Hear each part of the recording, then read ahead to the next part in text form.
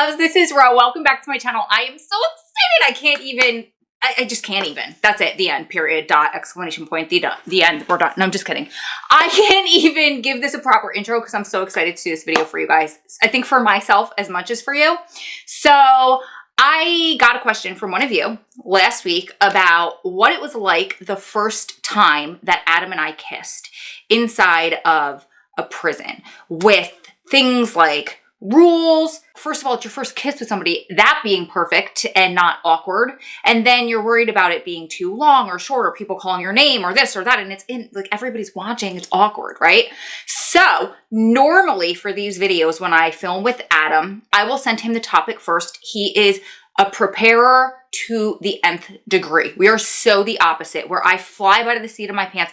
I started to be a little bit less procrastinating and like a little bit more, well, a lot more than I used to be of a preparer, but I am so much of that right-brained, left-handed, creative type of personality. So I'm like, yeah, let's go. Just give me a topic. We got it. But he's like type A.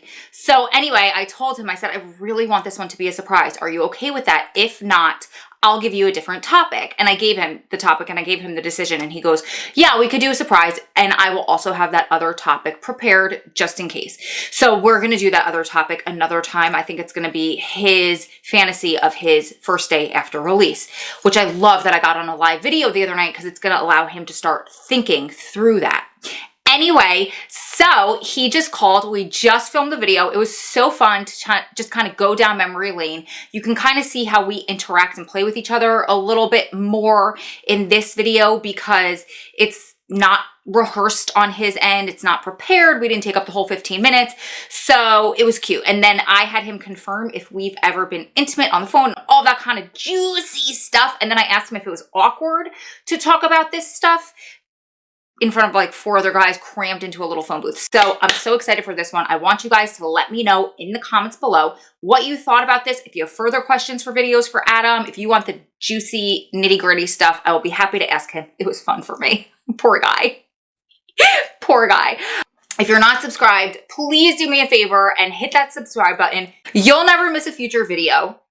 It'll help me because we are on a mission to reach 10,000 subscribers in 2019. And as of right now, when I'm filming this video, we are only 300 subs away from that. So I would love you forever if you do that, just to help me prove to the world that everybody that told me that prison wives don't have a voice and you're never going to reach 10,000, who wants to watch that? Nobody cares about you. Blah, blah, blah, blah. Cry me a river. I'm going to get the last laugh. Not only am I going to do it, I'm going to do it in less than a year. Boom. So you guys please help me with that. And then also, if you're already subscribed, like this video, give it a thumbs up so YouTube knows that you like this content and it's worthy of being shared. So without further ado, I hate that phrase. So without me wasting any more time, it's not that I hate that phrase. I just feel cheesy, like it's so overused. Keep watching. How are you? Good. Yeah, you sure? Yeah. So you want me to do the surprise one? Sure. Okay. So let me first explain to the camera that usually I'll send Adam the topic so that he can kind of mull it over and think about it, and then we'll be prepared for these calls. But this one, it was a question from one of our fans, subscribers, whatever you want to call them, our family. And I thought it would be better to ask you on the fly, and then I'll answer after you answer. And I really haven't given it much thought. So she wanted to know what it was like to have our first kiss in a visiting room with everybody looking, like haven't kissed somebody in so long, and then finally we get our first kiss. What emotions you were feeling, if it was weird to have other people watching, what you felt leading up to that because it had been so long. Wow. I could hear you blushing. I can hear you. I'm blushing. Wow. All right, that's a good question. It is, all right. I'm sorry to put you on the spot, but that's what I wanted. Okay. Wow. You know, that was a long time ago. I know. But I vividly recall, I think I recall all of our visits at Allenwood. Me too. You know what? At that time, like the only thing I was really concerned about, I guess, was you. You know, it was just, man, I felt like I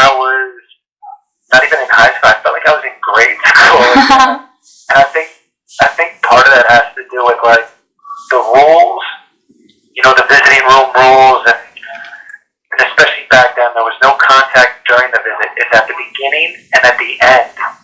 So it's almost like there's so much anticipation building just around, you only have, you have such a small window of opportunity. And I do remember being, I guess, kind of nervous, but like nervous in a good way. Like I said, like being a little kid all over again. And I couldn't tell you anything else about anybody who was out there or worrying about, what the officer said. None of that. I was really just focused on you and, I don't know, I guess making sure that you were receptive to it. You know what I mean? Yeah, I know what you mean. Do you want me to let you off the hook? Yeah, you can let me off the hook, but one more thing. I think, after the fact, I think I was a little nervous that it had been so long since I had kissed anybody, and I think, after the fact, I was like, oh, that wasn't any big deal, and it wasn't a big deal? No, I think, it had to just do with the natural chemistry that we had. It was like riding a bike?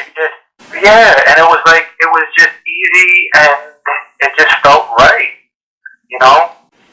Which, sorry, go ahead. No, go ahead.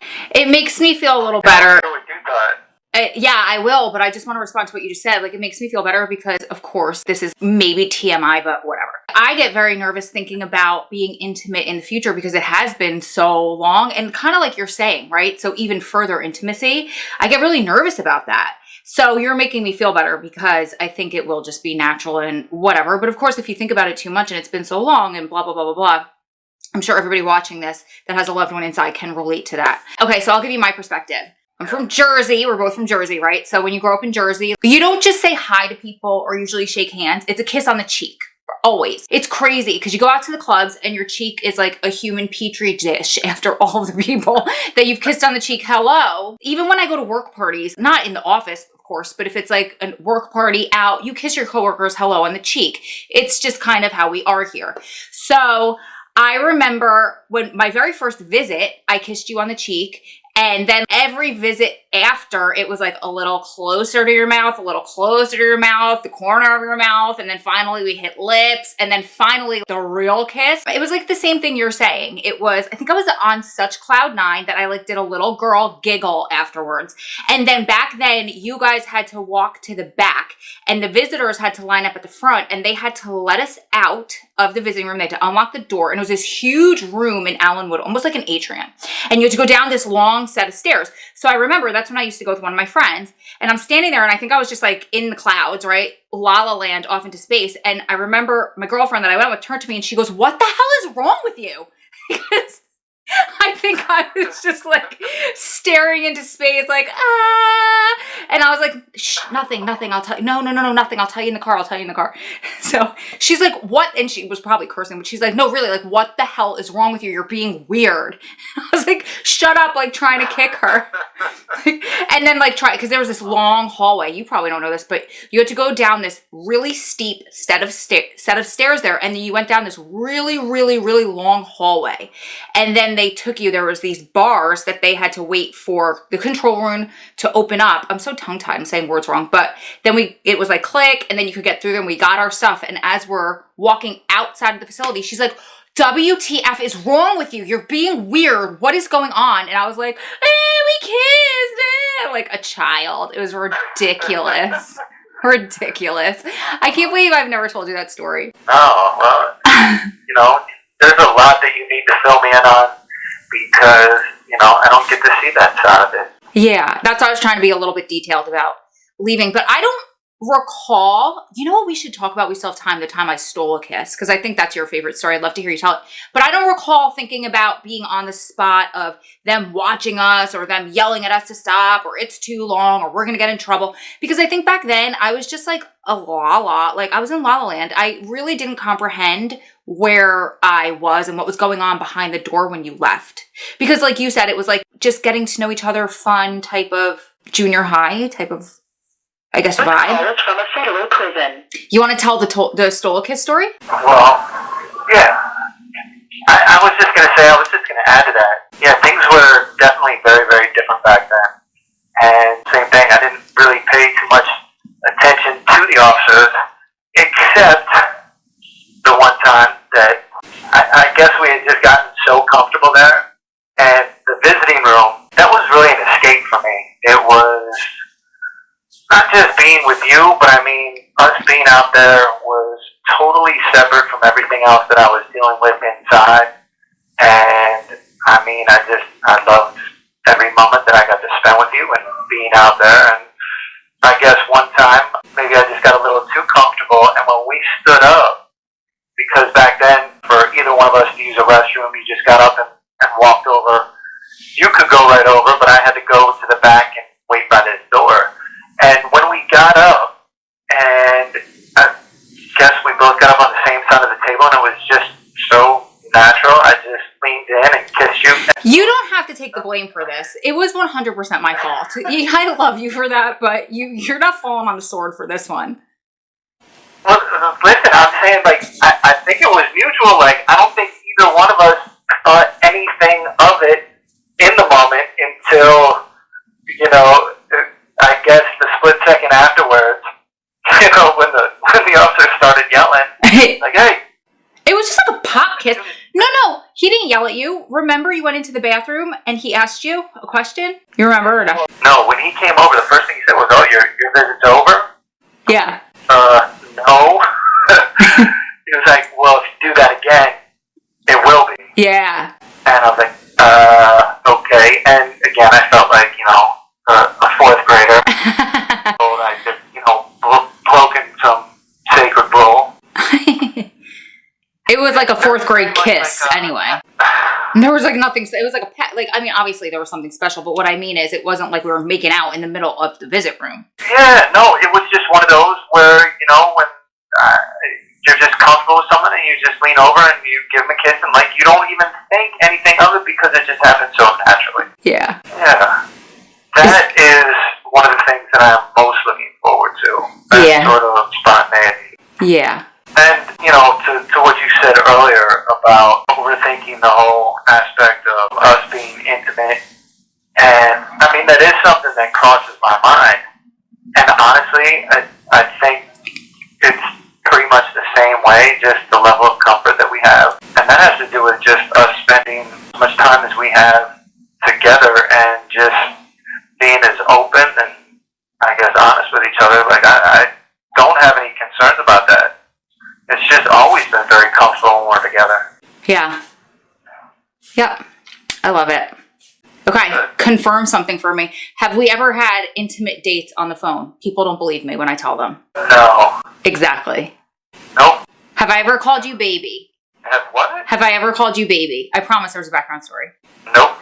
Exactly. Okay. So I made this video about the difference between a babe girl and a baby girl, and how a baby girl is like, baby, and they're so needy. And a babe girl is just like, all right, whatever, we got this. Like, I trust you, you trust me, no big deal. I don't need you to be, I said on the video, inside my butt like a hemorrhoid. So, just confirming to everybody. All right. Yep.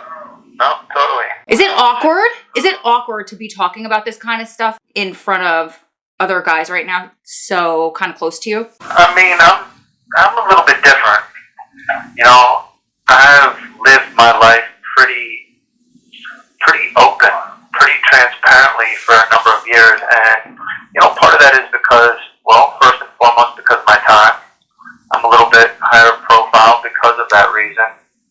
So we know that there's extra attention to phone calls, to visits, to letters, and it's always been that way. And I guess I've just learned to embrace that. Like, I always know that people are listening, and, you know, for me, it's just an opportunity to be more authentic. That doesn't bother me, you know, when people talk about, oh, well, people are listening and Big Brother is watching, and I don't care at this point. And, you know, I think that's part of the reason I'm so eager for us to have an opportunity to share more of our relationship, more of our, you know, our journey as we move on to the next stage on the outside. You know, us filming and sharing and continuing to do things like this, and yeah, I'm comfortable. Yeah, me too. And I know, I can vouch for you not caring about Big Brother when you wanted to put a GPS chip in your wrist if they let you come home. Well, yeah, maybe sometimes it's a little extreme, but I'm just looking forward to the next part. Yeah, me too. Thank you for... Me too. And people keep asking me, like, are you guys going to continue this when he comes home? I'm like, continue. It's just going to just be getting started. But thank you for being a good sport and playing along with this one without having any background or knowledge of what you were going to be asked and put on the spot. Are you gone? Are you gone? Are you gone? Yes, I'm gone. Oh, that was so fun. What do you guys think? Let me know in the comments below. Did you hear him when I was like, have I ever called you baby? And he was like, no. He didn't know about baby girl. That was so fun. All right, it's time for me to go eat dinner. This is my second recorded video with an inmate. First was with Daryl, this one with Adam. I don't know which one's gonna post first, but Daryl's the federal inmate after 23.5 years. That was awarded parole, and you're like, what? Federal inmates don't get parole. Yes, some do, only very few. We'll go into that in that video. It'll be a 2-part series. We filmed part 1 tonight, but point is, it is almost 8 o'clock at night and I haven't eaten dinner and I'm starving like Marvin. Oh my God, why am I so hyper right now? And why am I saying the cheesiest things? I love you guys. Keep staying strong, keep loving strong, keep supporting one another through this journey because you're one day closer to it all being behind you. Lots of love from my heart to yours and Adam's heart to all of yours. Wait a second. Do you guys like this? I'm going like this because I could see more of myself. Do you guys like this new setup? I tried to put the camera a little further back so you're not just seeing just like a weird angle. Like it cuts me off at a weird spot, I think, when the video is a little bit closer. So if you like this a little bit better, I'm just trying to play with my setup. Let me know in the comments and I'll try to perfect it. But that's it. You guys are one day closer. I'm day one closer. Why?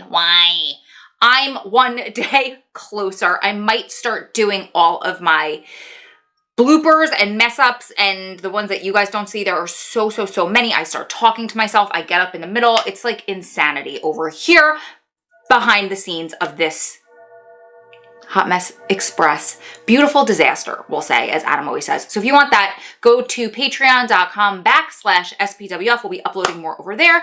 And I will see you. I've ended this like 1,000 times. It's like a 45-minute ending. God, I love you guys. I'll see you in the next one. Bye. I think I'm so hyper because that was just so adorable. Like, he's adorable. I love him. Okay, bye.